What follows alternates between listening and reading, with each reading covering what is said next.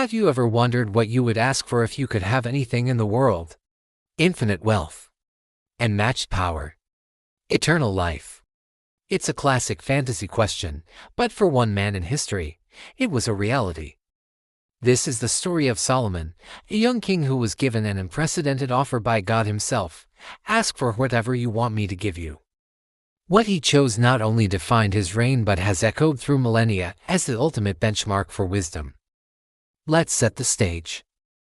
We're in ancient Israel, around the 10th century BC.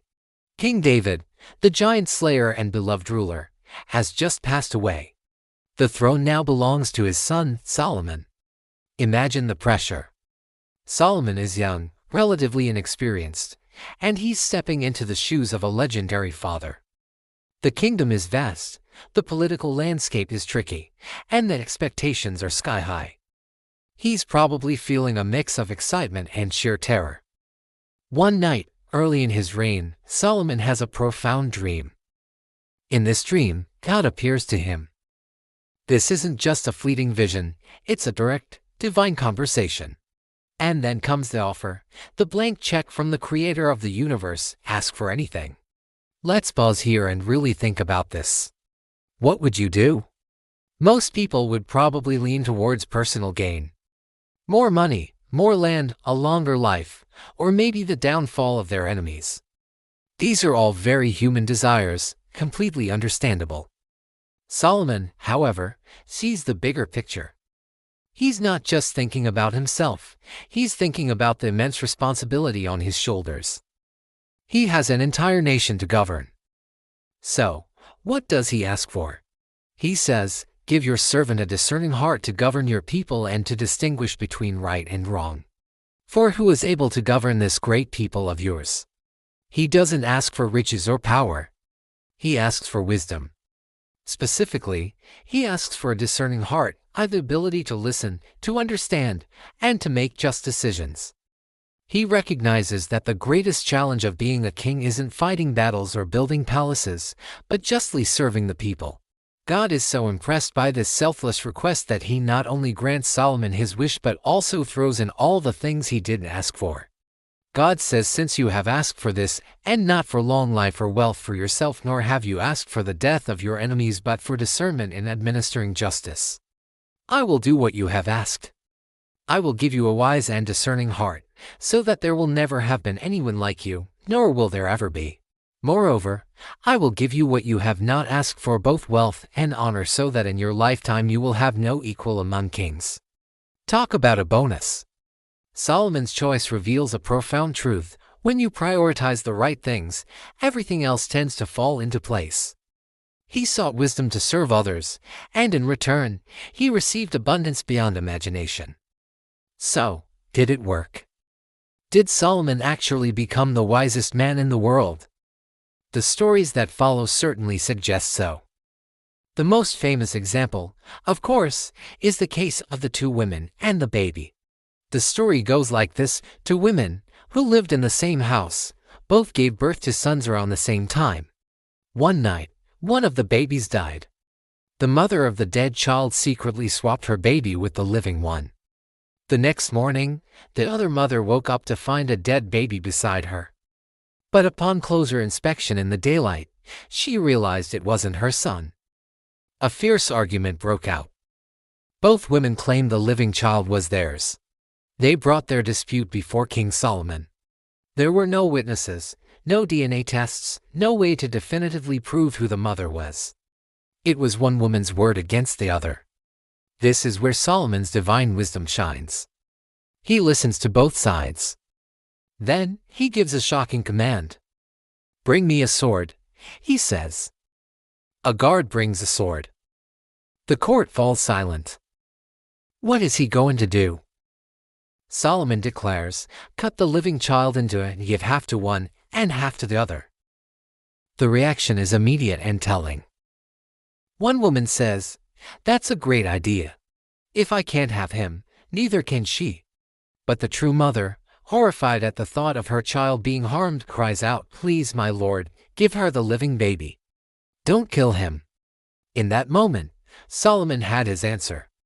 He pointed to the woman who was willing to give up her son to save his life and said, "Give the living baby to her. She is his mother." This judgment was brilliant. Solomon understood human nature, specifically the fierce, protective love of a mother.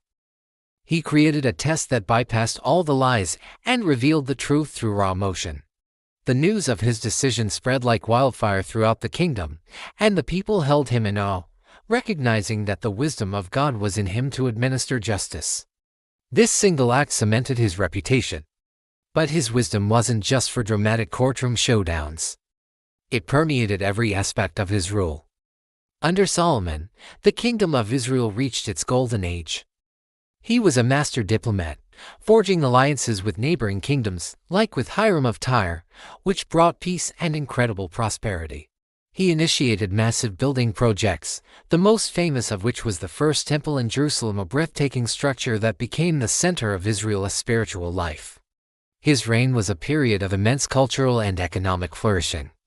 The Bible describes a time of such abundance that silver was as common as stones in Jerusalem.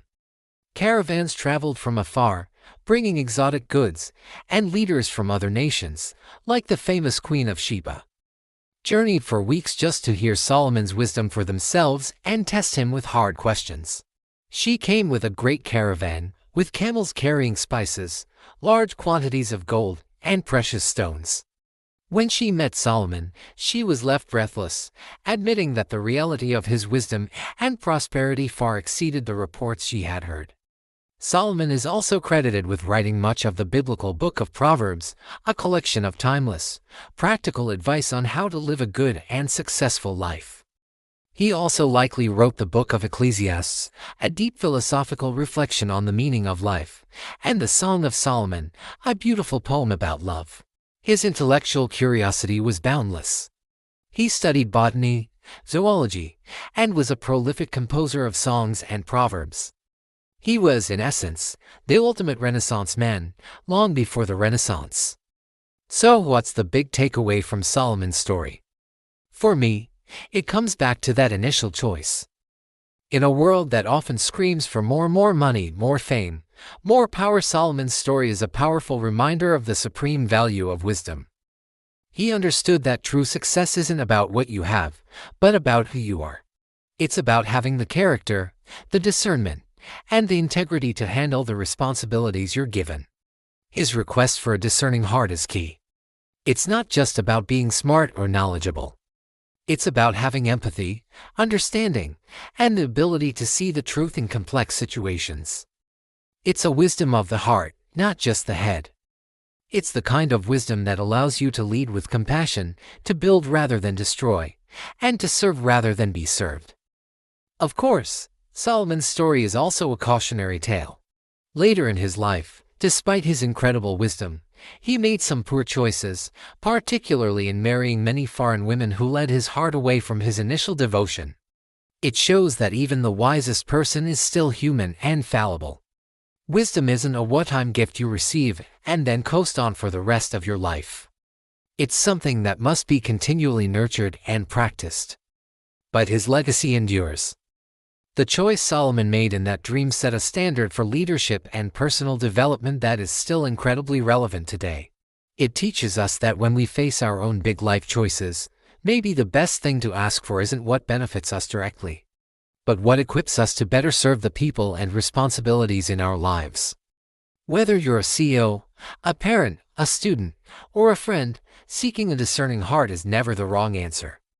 Because at the end of the day, riches can be lost, fame can fade, and power can be taken away. But wisdom, the ability to navigate life with grace, justice, and understanding, that's a treasure that lasts forever.